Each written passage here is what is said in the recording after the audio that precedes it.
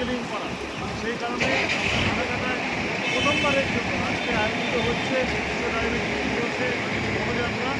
সেখানে বালুরঘাট বা শিশুকলা বিশ্ববিদ্যালয়ের ছাত্রছাত্রীরা রয়েছে, শিক্ষক রয়েছে, বন্ধুরানাথ নার্সিং কলেজের শিক্ষার্থীরা রয়েছে, তাদের যে ফ্যাকাল্টি মেম্বাররা রয়েছে এবং ফালাকাটার বিভিন্ন ক্লাব থেকে শুরু করে ফালাকাটা মহকুমা পরিষদে মহকুমা প্রেস ক্লাবের যৌথ উদ্যোগে আজকের এই পদযাত্রা। ইতিমধ্যে আমরা দেখতে পাচ্ছি এই পদযাত্রায় সর্বস্তরের মানুষ তারা উৎসাহ উদ্দীপনা দিয়ে সামিল হয়েছে।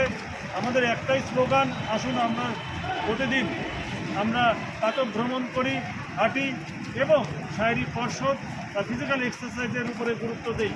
তাহলেই এই ডায়াবেটিসের যে মারণ ব্যাধি বিশ্বে যেভাবে থাবা বসিয়েছে বা ক্রমাগত যার সংখ্যা বাড়ছে, সেখানে দাঁড়িয়ে এই রোগটাকে আমরা নিয়ন্ত্রণ করতে পারি। তো সেই কারণে আজকে আমরা এই পদযাত্রা, আমার সাথে রয়েছে বিদ্যালয়ের শিক্ষক সুশান্ত কুমার রায়, তাকেও বলবো আজকের এই বিশ্ব ডায়াবেটিস দিবসে এই পদযাত্রায় কয়েকটি কথা বলবার জন্য।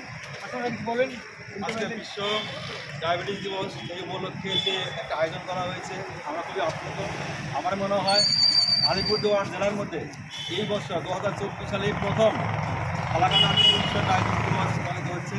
আমরা যেমন প্রতি বছর যেন আমরা এইভাবে র্যালির মাধ্যমে সমাজকে বার্তা দিতে পারি যে শুধু ঘরে শুয়ে বসে নয়, সকালবেলায় বিকালবেলায় মর্নিং ওয়ার্ক করা বা ইভিনিং ওয়ার্ক করা এবং কিছু শারীরিক এক্সারসাইজের মাধ্যমে আমরা যেন এই যে ডায়াবেটিসের যে অসুখটা, এই অসুখটাকে যেন আমরা নিয়ন্ত্রণ করতে পারি, এটাই সমাজের কাছে আমরা আহ্বান করব।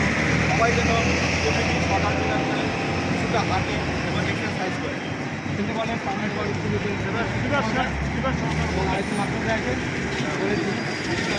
ডায়াবেটিস দিবসে আমরা সবাই সমবেত হয়েছি। এবার এভাবেই হাঁটতে হবে।